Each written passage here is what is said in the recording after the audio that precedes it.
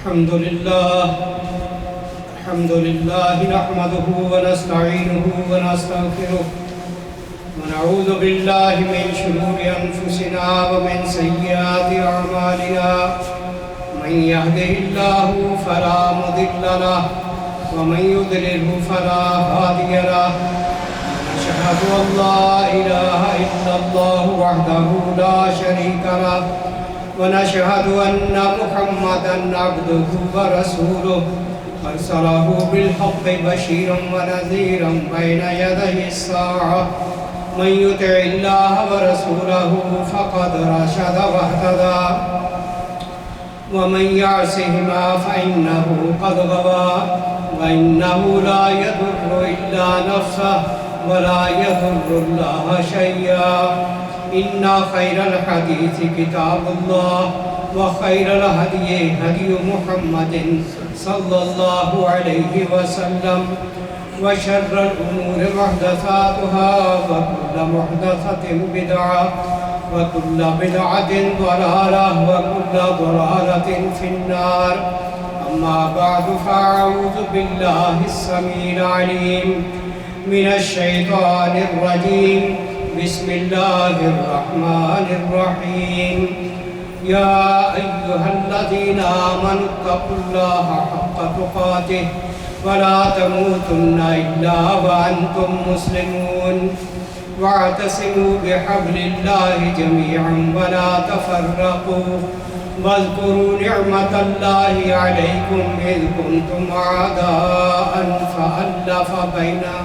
فألف بين قلوبكم فأصبحتم بنعمته إخوانا وكنتم على شفا حفرة من النار فأنقذكم منها كذلك يبين الله لكم آياته لعلكم تهتدون صدق الله العظيم۔ اے لوگو جو ایمان لائے ہو، اللہ سے ڈرتے رہا کرو جیسا کہ اس سے ڈرنے کا حق ہے۔ تم کو موت نہ آئے مگر اس حال میں کہ تم مسلم ہو۔ سب مل کر اللہ کی رسی کو مضبوط پکڑ لو اور تفرقہ میں نہ پڑو۔ اللہ کے اس احسان کو یاد رکھو جو اس نے تم پر کیا ہے۔ تم ایک دوسرے کے دشمن تھے، اس نے تمہارے دل جوڑ دیے اور اس کے فضل و کرم سے تم بھائی بھائی بن گئے۔ تم آگ سے بھرے ہوئے ایک گڑھے کے کنارے پر کھڑے تھے، اللہ نے تم کو اس سے بچا لیا۔ اس طرح اللہ اپنی نشانیاں تمہارے سامنے روشن کرتا ہے، شاید کہ ان علامتوں سے تمہیں اپنی فلاح کا سیدھا راستہ نظر آ جائے۔ سورہ آل عمران آیت 102 اور 103۔ پہلی آیت میں جو فرمایا ایمان والو اللہ سے ڈرتے رہا کرو جس طرح حق ہے اس سے ڈرنے کا۔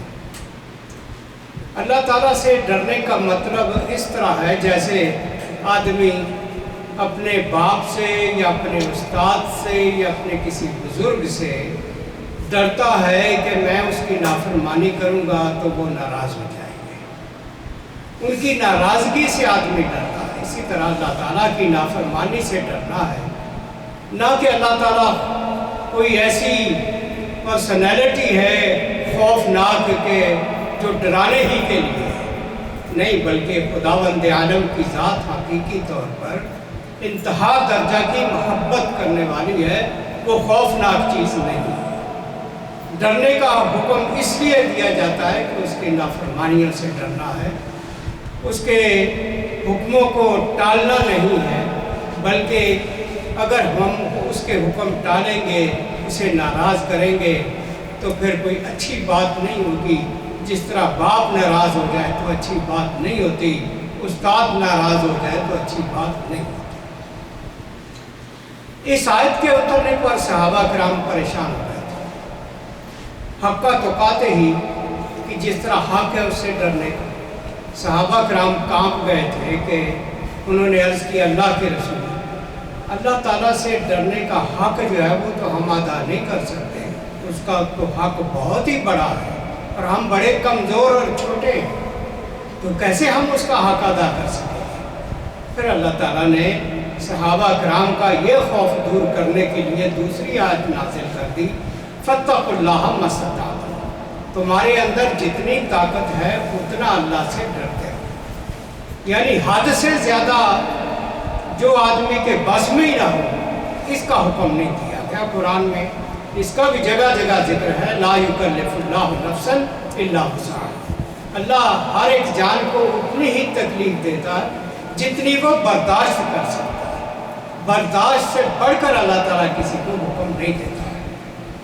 پھر فرمایا واعتصموا بحبل اللہ جمیعا ولا تفرقوا، اللہ کی رسی کو مل کر مضبوطی سے تھامو، مل کر، علیحدہ علیحدہ نہیں، سب کو مل کے جمع ہو کے اس رسی کو پکڑنا ہے۔ وَاذْكُرُوا نِعْمَتَ اللَّهِ عَلَيْكُمْ إِذْ كُنْتُمْ أَعْدَاءً، اور اس وقت کو یاد کرو جب تم آپس میں ایک دوسرے کے دشمن تھے تو اللہ تعالیٰ نے تم پر انعام فرمایا نبی صلی اللہ علیہ وسلم کے ذریعے سے اور اسلام کے ذریعے سے۔ فَأَلَّفَ بَيْنَ قُلُوبِكُمْ، تمہارے ٹوٹے ہوئے دلوں کو اس پیغمبر نے جوڑ دیا تھا۔ فَأَصْبَحْتُمْ بِنِعْمَتِهِ إِخْوَانًا، تو اس اللہ کی نعمت کی بدولت تم جو ایک دوسرے کے دشمن تھے، خون کے دشمن تھے، لہو کے پیاسے تھے، ایک دوسرے کی گردنیں کاٹتے تھے، اللہ نے اپنی اس نعمت کی بدولت، اس پیغمبر کی بدولت تمہیں بھائی بھائی بنا دیا، تمہارے دلوں کو جوڑ دیا۔ اس سلسلے میں تفسیروں میں کئی احادیث ذکر ہوئی ہیں کہ واعتصموا بحبل اللہ سے مراد کیا ہے۔ حضرت عبداللہ بن مسعود صحیح سند کے ساتھ روایت کرتے ہیں کہ ہوا حبل اللہ القرآن، کہ اللہ کی رسی جس کو مضبوطی سے تھامنا ہے وہ قرآن ہے۔ اب قرآن ہی ایسی کتاب ہے مسلمانوں کے پاس جس پہ سب مسلمانوں کا اتفاق ہے، اس پہ اختلاف نہیں ہے۔ یہ بھی اللہ تعالیٰ کا خاص فضل ہے کہ جس کتاب الہی پر اتفاق ہے اس پر سب ایمان رکھتے ہیں۔ کمزوریاں یہ ہیں کہ وہ اس کو صحیح معنوں میں پڑھتے نہیں ہیں، سمجھتے نہیں ہیں اور اس پر عمل نہیں کرتے، ورنہ اللہ کی مضبوط رسی یہی قرآن ہے۔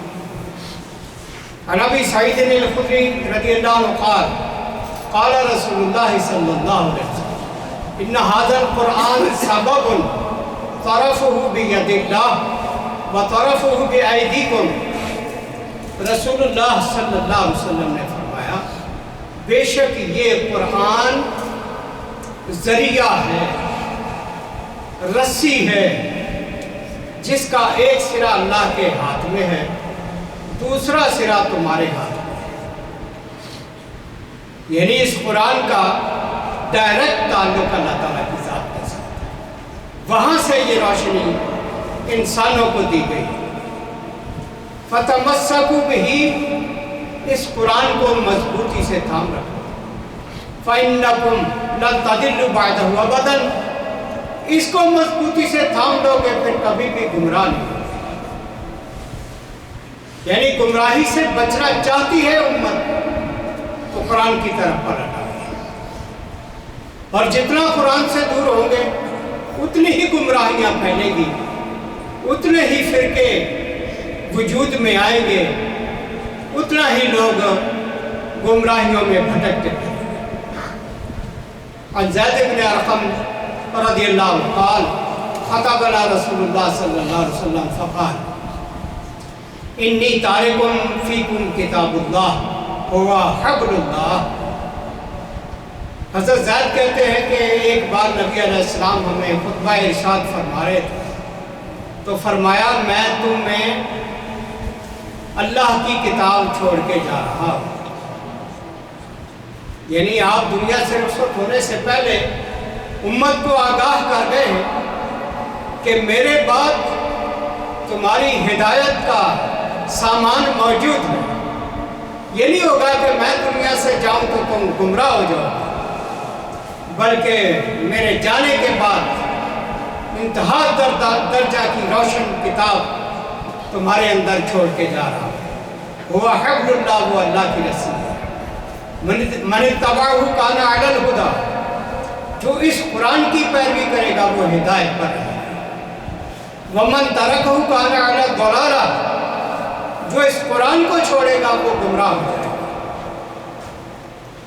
اب ہمارے مسلمانوں کے اندر جو بے نصیبی سے مسلک بنے ہوئے ایک دوسرے سے مناظرے اور جھگڑتے رہتے ہیں، کبھی غور کر کے دیکھیں وہ مسائل پہ جھگڑتے جن کا قرآن میں نام و نشان نہیں۔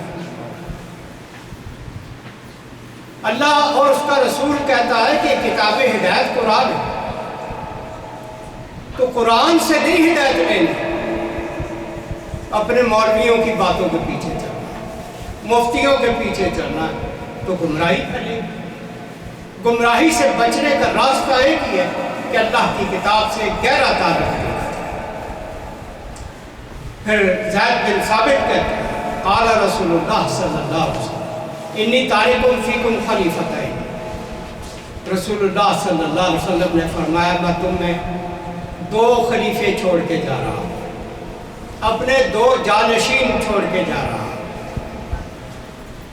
وہ میرے بعد تمہارے محافظ ہوں گے، تمہارے نگران ہوں گے۔ وہ 2 کیا ہیں؟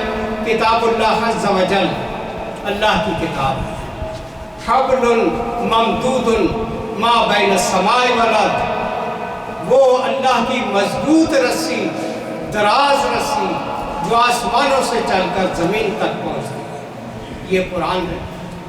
اور دوسری چیز جو تم میں محافظ کے طور پر چھوڑ کے جا رہا ہوں، وعطرت اہل بیتی، میرا خاندان اہل بیت۔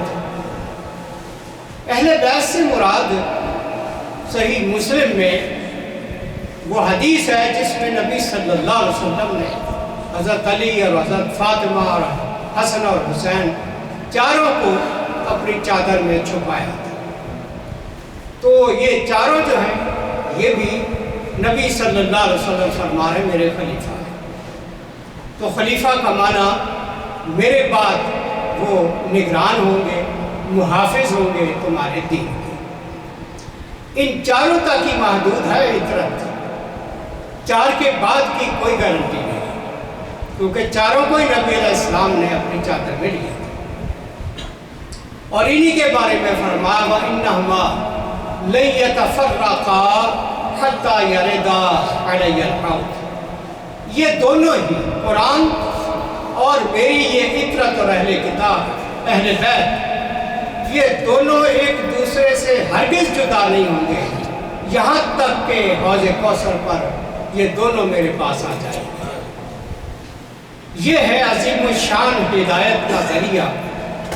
جب ہم حضرت علی رضی اللہ عنہ، حضرت فاطمہ، حضرت حسن اور حسین کی سیرت اور کردار کا مطالعہ کرتے ہیں تو بالکل وہ کردار قرآن کے مطابق نظر آتا ہے، وہ ایک دوسرے سے ملتے جلتے نظر آتے ہیں۔ عن ابن مسعود رضی اللہ عنہ وَاعْتَصِمُوا بِحَبْلِ اللَّهِ جَمِيعًا، حضرت ابن مسعود حبل اللہ سے مراد یہ بھی فرماتے ہیں حبل اللہ الجماعت، اللہ کی رسی سے مراد ہے جماعت، یعنی جماعت کے ساتھ جڑ کے رہو، جماعت سے علیحدہ نہ ہو۔ قال رسول اللہ صلی اللہ علیہ وسلم افترقت بنو اسرائیل علی 71 فرقہ، حضور نے فرمایا بنی اسرائیل 71 فرقوں میں بٹ گئے تھے۔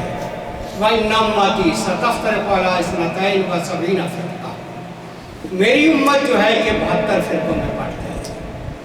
كُلُّهُمْ فِي النَّارِ، سارے جہنم میں جائیں گے، إِلَّا وَاحِدًا، مگر ایک نہیں جائیں گے۔ قالوا یا رسول اللہ وَمَنْ هَٰذِهِ الْوَاحِدَةُ، آپ نے پوچھا، صحابہ نے پوچھا اللہ کے رسول یہ ایک جو بچ جائے گا جہنم میں وہ کون سا؟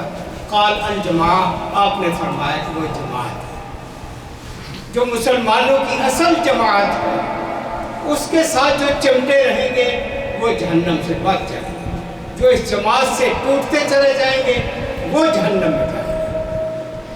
ان رسول اللہ صلی اللہ علیہ وسلم قال ان اللہ یرضی لکم ثلاثا ویسخط لکم ثلاثا، رسول اللہ صلی اللہ علیہ وسلم نے فرمایا بے شک اللہ تعالیٰ نے تمہارے لیے 3 چیزوں کو بڑا پسند کیا ہے اور 3 چیزوں سے وہ بہت ناراض ہوتا ہے۔ یرضیٰ لکم ان تعبدوہ ولا تشرکوا بہ شیئا، 3 چیزوں سے جو خوش ہوتا ہے ان میں سے ایک یہ ہے کہ تم صرف اسی کی بندگی کرو، اس کے ساتھ ذرا بھی کسی کو شریک نہ کرو۔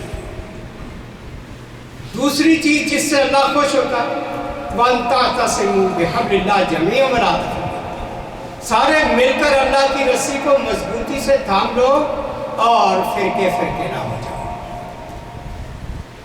اتفاق، امت کا اتحاد، اس سے اللہ تعالیٰ خوش ہوتا ہے۔ وَأَن تَنَاصَحُوا مَن وَلَّاهُ اللَّهُ أَمْرَكُمْ، جن کو اللہ تعالیٰ تمہارے حکمران بنا دے اور وہ شریعت پر چلنے والے ہوں تو ان کے ساتھ خیر خواہی کرنی ہے، ان سے بد خواہی نہیں کرنی۔ یہ 3 چیزیں جن سے اللہ راضی ہوتا ہے۔ وَيَسْخَطُ لَكُمْ، جن 3 چیزوں سے ناراض ہوتا ہے، قِيلٌ وَقَالٌ، فضول باتیں، بےہودہ باتیں جن کا کوئی مقصد نہیں ہے، ایسی بحثیں، تکرار، یہ جو لوگ کرتے رہتے ہیں ان سے اللہ ناراض ہوتا ہے۔ وَكَثْرَةُ السُّؤَالِ، اور بیجا سوالات، بے مقصد سوالات جن کا عملی زندگی سے کوئی تعلق نہیں، ان سے بھی اللہ ناراض ہوتا ہے۔ وَإِضَاعَةُ الْمَالِ، اور مال کو ضائع کرنے سے اللہ ناراض ہوتا ہے۔ اب مال کو ناراض کرنے والے کام ہمارے شادیوں میں، مہندیوں میں، رواجوں میں، رسموں میں وہ سب نظر آتے ہیں، جہاں لاکھوں کروڑوں برباد کر دیے جاتے ہیں دکھاوے کے لیے۔ اس سے اللہ ناراض ہوتا ہے، اللہ خوش نہیں ہوتا۔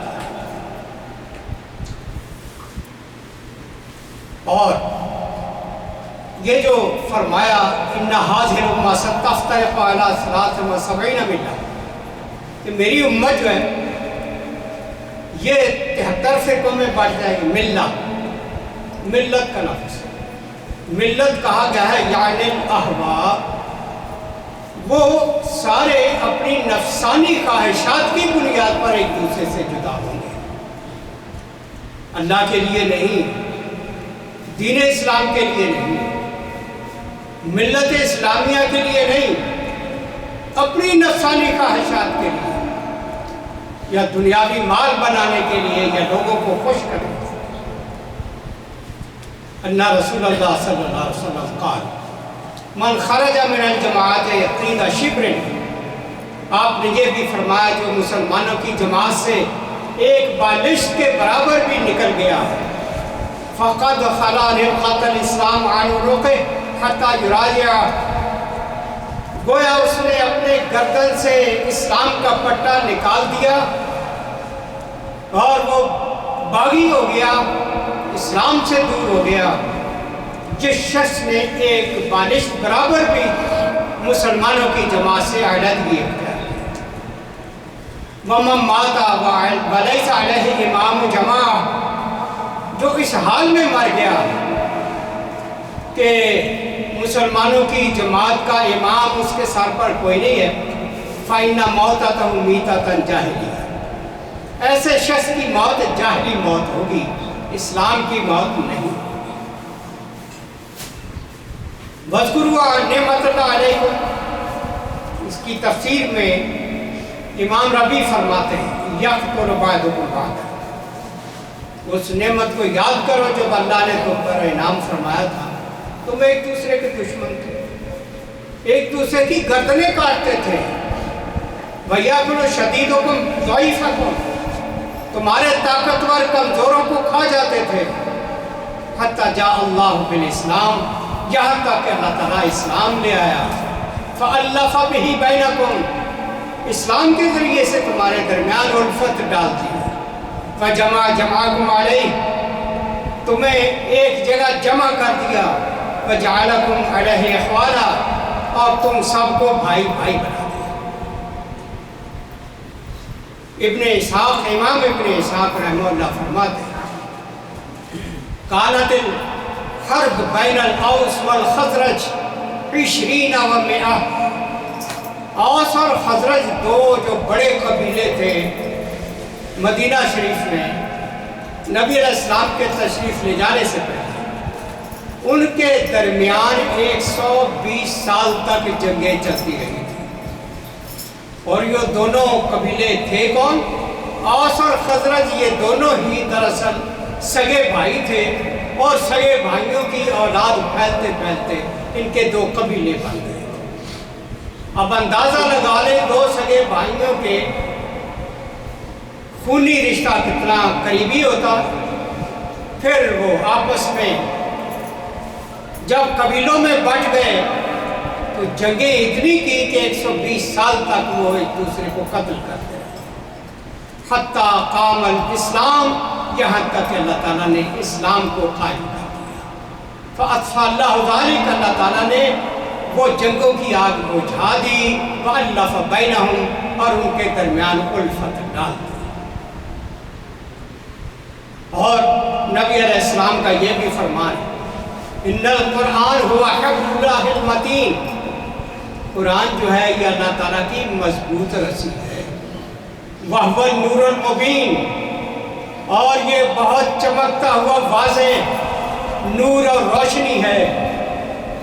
وَالشِّفَاءُ النَّافِعُ، اور یہ قرآن نفع دینے والی شفا ہے.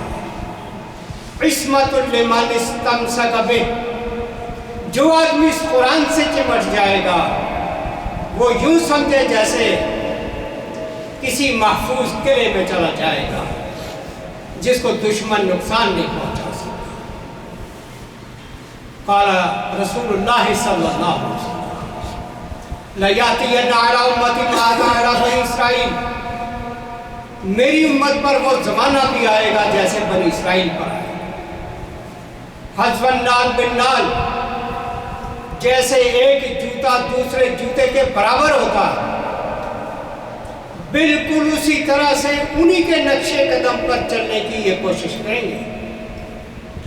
وَإِنَّ بَنِي إِسْرَائِيلَ تَفَرَّقَتْ اثْنَتَيْنِ وَسَبْعِينَ مِلَّةً، بنی اسرائیل 72 فرقوں میں بٹے. وَتَفْتَرِقُ أُمَّتِي عَلَىٰ 73، میری امت کے 73 فرقے ہیں. كُلُّهُمْ فِي النَّارِ إِلَّا وَاحِدًا، سب جہنم میں جائیں گے سوائے ایک.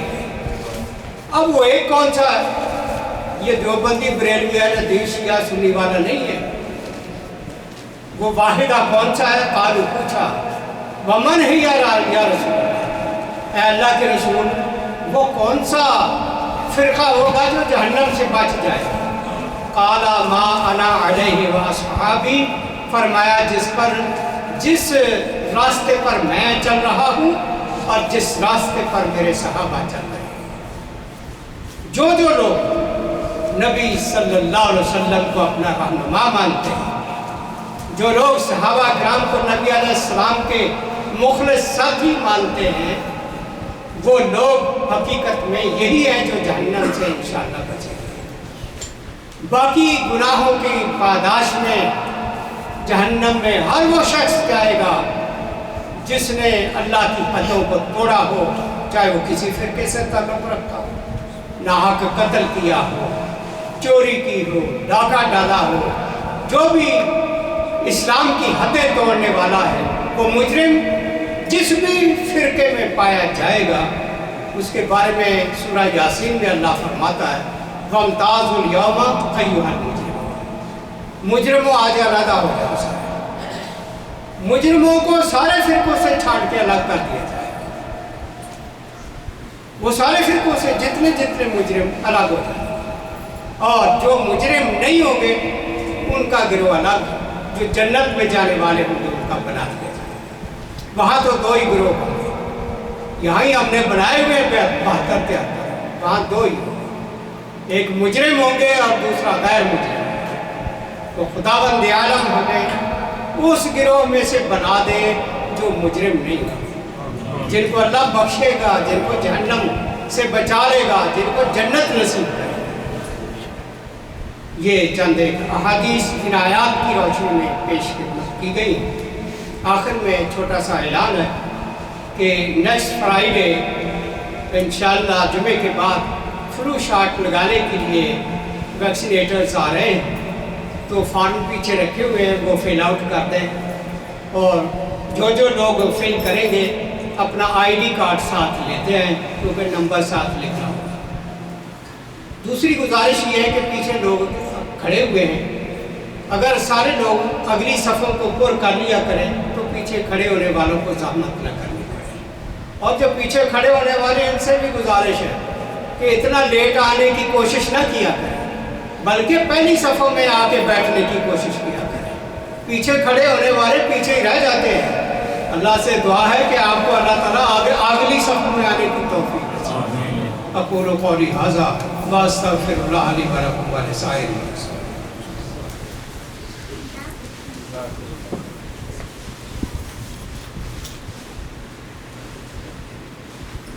الحمد للہ رب العالمین والصلاة والسلام علی رسولہ الامین، اما بعد فیا معاشر المسلمین، اعوذ باللہ من الشیطان الرجیم، بسم اللہ الرحمن الرحیم۔ قال اللہ تعالی فی کلامہ الکریم، ان اللہ وملائکتہ یصلون علی النبی یا ایہا الذین آمنوا صلوا علیہ وسلموا تسلیما۔ اللہم صل علی سیدنا و مولانا محمد بعدد من صلی وصام۔ اللہم صل علی جمیع الانبیاء والمرسلین وعلی سائر الصحابة والتابعین وعلی عبادک الصالحین۔ اللہم اید الاسلام والمسلمین۔ اللہم انصر من نصر دین محمد صلی اللہ علیہ وسلم واجعلنا منہم، واخذل من اعرض عن دین محمد صلی اللہ علیہ وسلم ولا تجعلنا منہم۔ اللہم ارنا الحق حقا وارزقنا اتباعہ، وارنا الباطل باطلا وارزقنا اجتنابہ۔ اللہم ثبتنا علی الاسلام، اللہم نور قلوبنا بنور الایمان۔ اللہم اغفر للمؤمنین والمؤمنات الاحیاء منہم والاموات۔ عباد اللہ رحمکم اللہ، ان اللہ یامر بالعدل والاحسان وایتاء ذی القربی وینہی عن الفحشاء والمنکر والبغی یعظکم لعلکم تذکرون۔ اذکروا اللہ یذکرکم وادعوہ یستجب لکم، ولذکر اللہ تعالی اعلی واولی واعز واجل واتم واہم واعظم واکبر۔